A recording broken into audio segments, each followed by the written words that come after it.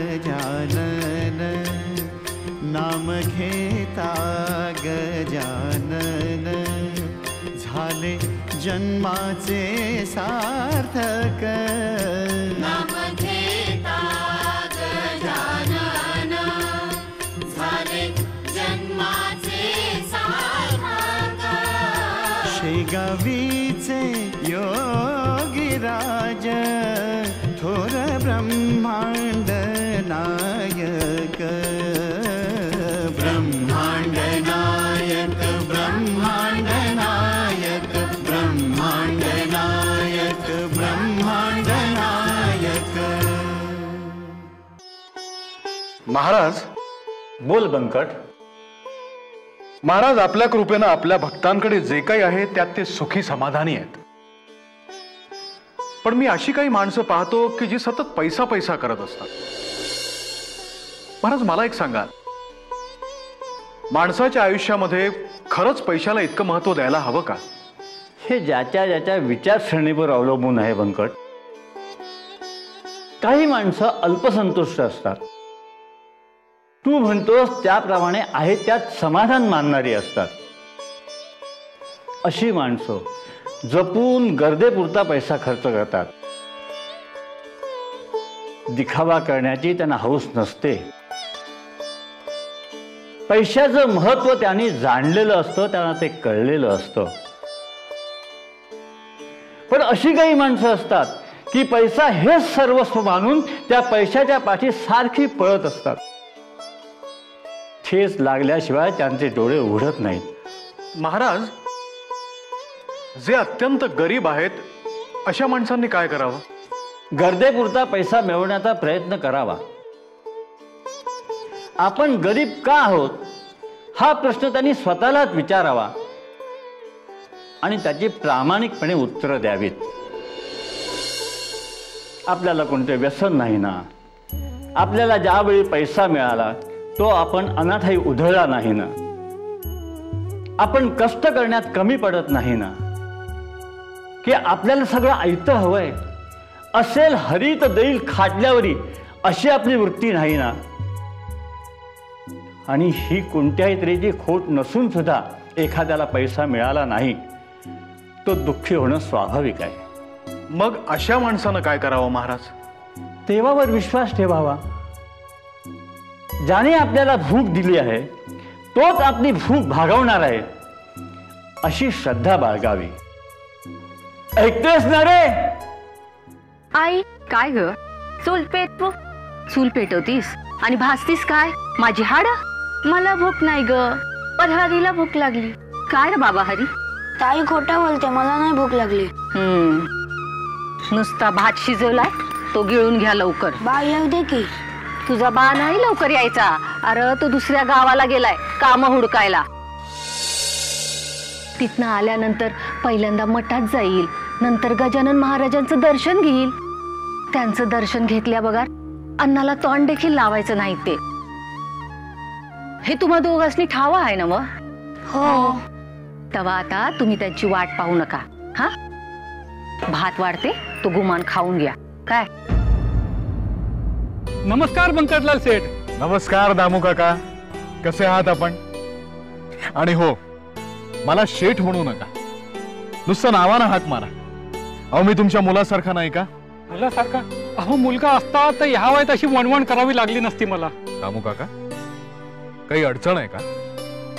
मला सांगा, मी तुमची मदत करतो। मदत? निसंकोचपणे सांगा। महाराज नेहमी सांगत असतात, लोकांना मदत करताना आपला हात आखडता घेऊ नये। नाही नको बंकटलाल सेठ। बघा पुन्हा शेठ म्हणालात। अहो जिभेला सवय झाली आहे ती काय जायची नाही बघा। पण मला नोकरीची नितांत गरज आहे बघा। नोकरी? दामू काका ह्या वयात तुम्ही नोकरी करणार? करावी लागणार। अरे नोकरी केली नाही तर माझं पोट भरणार कसं? तुम्ही म्हणाल की मी तुमचं सगळं करतो म्हणून, पण तुमचा तो चांगुलपणा ठरेल, पण माझ्या मनाला ते काय रुचणार नाही। बघा एखादी नोकरी असेल तर माझ्यासाठी। दामू काका बघतो मी सुद्धा तुमचा स्वाभिमान दुखवू इच्छित नाही, तुमच्या योग्यतेची नोकरी मिळाली की मी तुम्हाला नक्की सांगेन. बरं येऊ मी. या सावकाश आहे.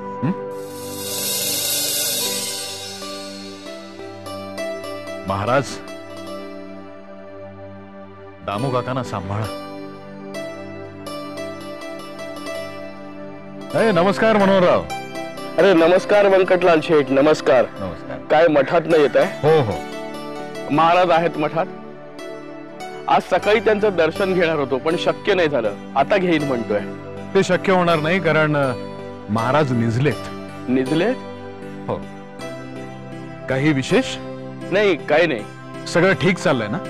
अगदी उत्तम चाललंय. महाराजांची कृपा आहे. येऊ? या.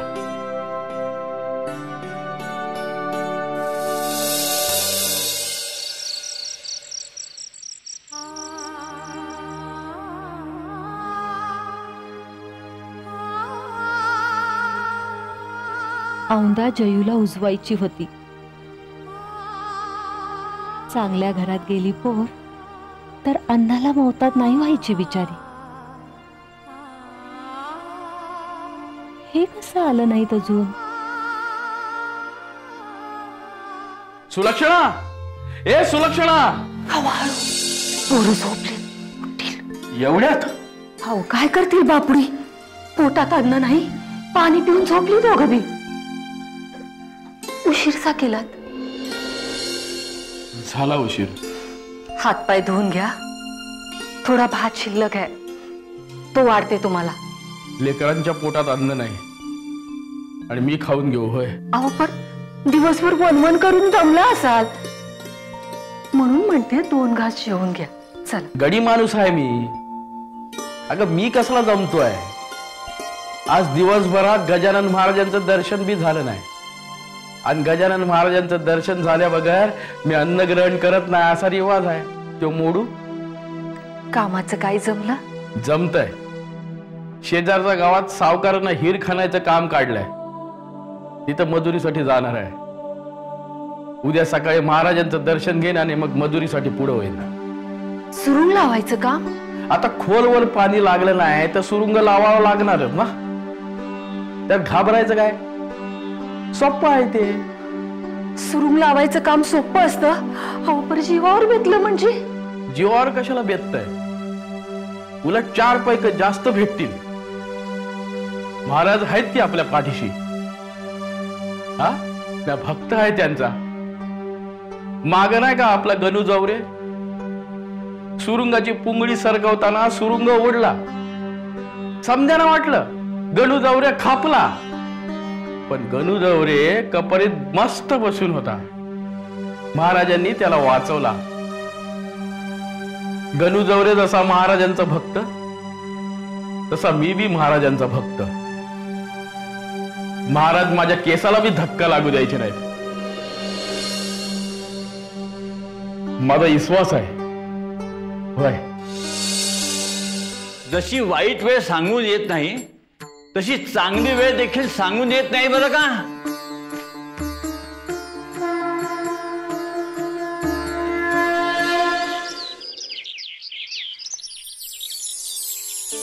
महाराज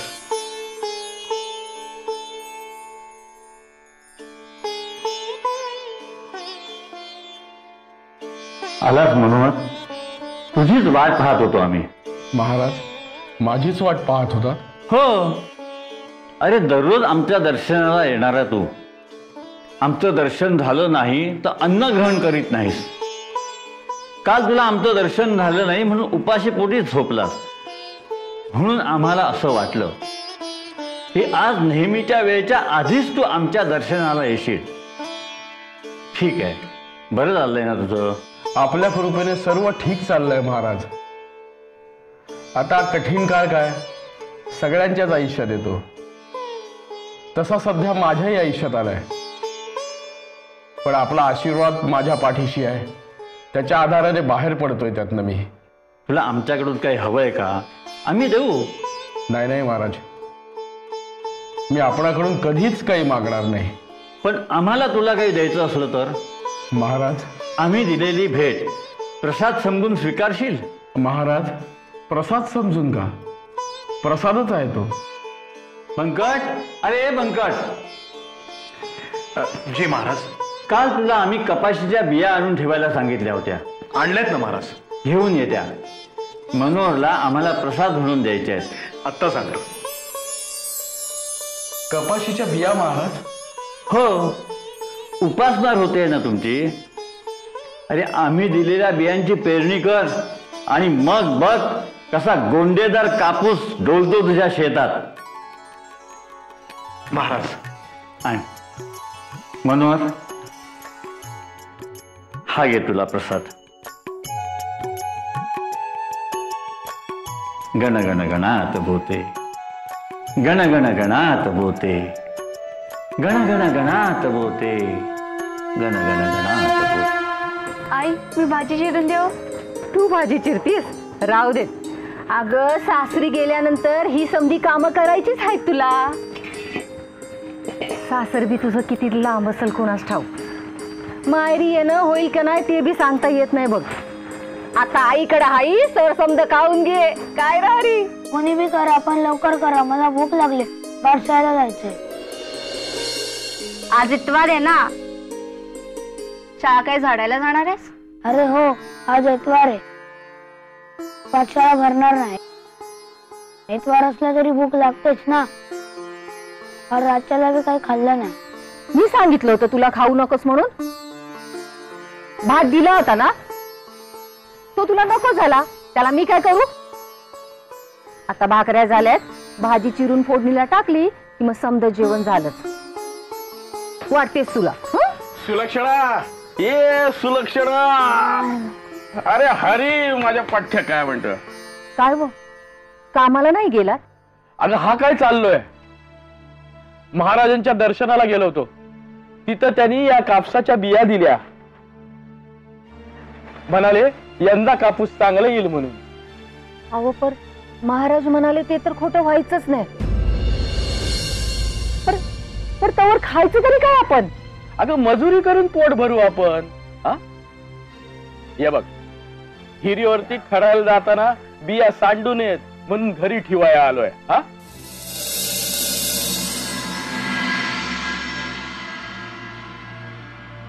काय गे, भाकरीचं पीठ कुठलं आणलंस? हे देवच पावला म्हणायचा. राधा काकूच्या पोरीच्या लग्नात चोळ्या शिवून दिल्या होत्या. त्याचं पैसे घेऊन ती सकाळीच आली होती. त्या पैशानं घरात बाजार भरलाय. होय. आता आलाच आहात वेळेवर तर थोडस जेवून घ्या. ताई, थोडा भाकर तुकडा मिळेल? भाकर तुकडा? अरे 4 दिवसापासून आमच्या तोंडाला भाकर तुकडा लागला नाही. तुला रे कुठं देऊ? अगं दे की सुलक्षणा. गरजू माणसाला दिलं ना का पुण्य लाभतं बघ. पुण्य लाभतं, पर पोट नाही भरत. माझं भरतं आणि इकडे भाकर, माझ्या हिश्श्याची भाकर त्याला देते. घ्या, दानच करत बसा. घे रे माझ्या बाबा, घे. का हो बंकट, जी महाराज. सर्वात श्रेष्ठ दान कोणतं असं तुला वाटतं? महाराज, मी अल्पमती. हे आम्हाला ठाऊक आहे रे, पण तरी सुद्धा आम्ही तुला प्रश्न विचारतोय, त्याचं उत्तर दे. महाराज, माझ्या अकलेनुसार सर्वश्रेष्ठ दान हे गोदान आहे. चूक. महाराज, मी आपल्याला आधीच सांगितलं की मी अल्पमती आहे. आता आपण विचारलेल्या प्रश्नाचं उत्तर आपणच द्या. दानाचं श्रेष्ठत्व हे दान कुणी कुणाला दिले त्यावर अवलंबून आहे. ते कसं महाराज? एखाद्या गरीबानं, ज्याला पोटभर खायला अन्न मिळत नाही, त्याने स्वतःच्या भाकरीतली अर्धी भाकरी दुसऱ्या भुकेल्याला खाऊ घातली तर ते दान सर्वश्रेष्ठ दान ठरतं. जी महाराज. अशा दानाला फार महत्व आहे. अशा पुण्यकर्माचं फळही त्वरित मिळतं. आयुष्यात कशाची दधात पडत नाही, पण हो, त्यासाठी एक पथ्य मात्र पाळावं लागतं. कोणतं पथ्य महाराज? त्याने आपला स्वभाव दुसऱ्याच्या उपयोगी पडण्याची प्रवृत्ती टिकवून ठेवायची असते. ठेवशील ना रे?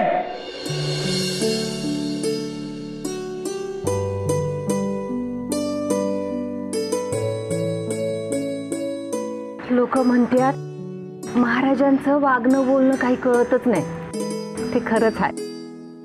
बघा की प्रसाद म्हणून महाराजांनी तुम्हाला ही कापसाची बियाणं दिली. आता ना ही बियाणं आपण पेरायची कधी, पाऊस पडायचा कधी आणि कापसाची बोंड उगवायची कधी, याचा विचार महाराजांनी नको का करायला? महाराजांनी सगळं कळतं. त्यांनी विचार करूनच आपल्याला हे कापसाचं बियाणं दिलं असणार. माझा विश्वास आहे त्यांच्यावरती. यंदा कापसाचं पीक चांगलं येईल, कापसाला भाव चांगला येईल, आपण खूप श्रीमंत होऊ आणि मग आपल्या पोरीचा चांगला बार उडवून देऊ. बघ आपण लाजली आता जावयाचा शोध सुरू करायला हवा. हा नुसतं सपान बघून उपयोग होत नाही. अहो आधी पायाखाली काय जळतंय ते बघा. अरे हो, इथं बोलत काय राहिलो मी? हा तिथे हिरीच्या कामाला जायचंय. हे बघ रातच्याला येतो मी, सगळं संगतीने जेवू आपण. हा येतो रे पोरानो, येतो बर का.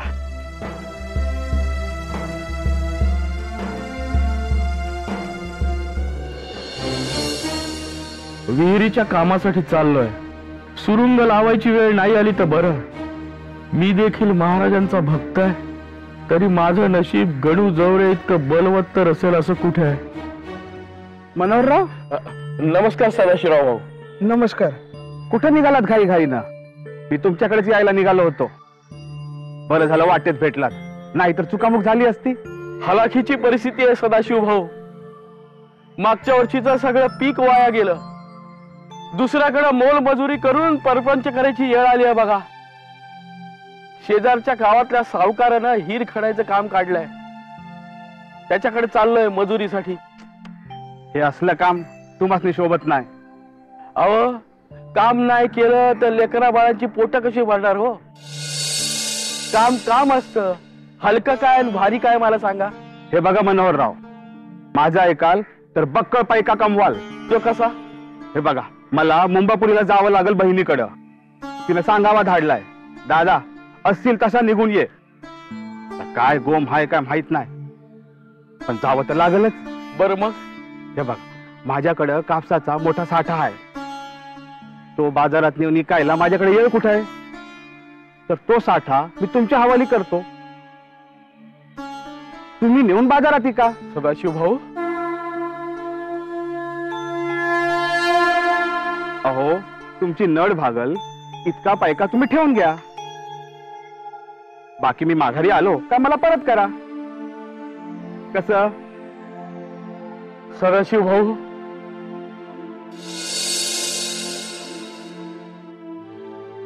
महाराज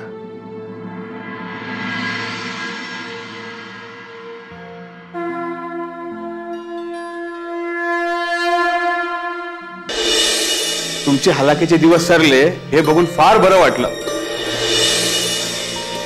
हे सगळं वैभव, हे सगळं मी कमावलंय आणि या सगळ्या वैभवाचं श्रेय लाटण्याचा कोणीही प्रयत्न करू नये. तुम्ही सुद्धा सदाशिवराव, कळलं? मी? अव कसला एवढा हिशेब करताय? इतका पैसा ठेवणार तर कुठं तुम्ही? सुलक्षणा, रात्र निस्ता पैसा पैसा पैसा. अव हा पैसा ज्यांच्या कृपेमुळे तुम्हाला मिळतो त्या गजानन महाराजांचं नाव देखील घेत नाही हो तुम्ही. हे बघ, शेतामध्ये मी आणि माझे मजूर राबतात, गजानन महाराज नाही, कळला? तुला काय वाटतं, महाराजांनी मला मुठभर कापसाच्या बिया दिल्या त्या जोरावर मला हे वैभव प्राप्त झालं? तुला तसं वाटत असेल ना तर ते सगळं चुकीचं आहे. कोणी कोणाला काही देत नसतं. आपल्याला जे पाहिजे असतं ना ते आपण मिळवायचं असतं, कळलं?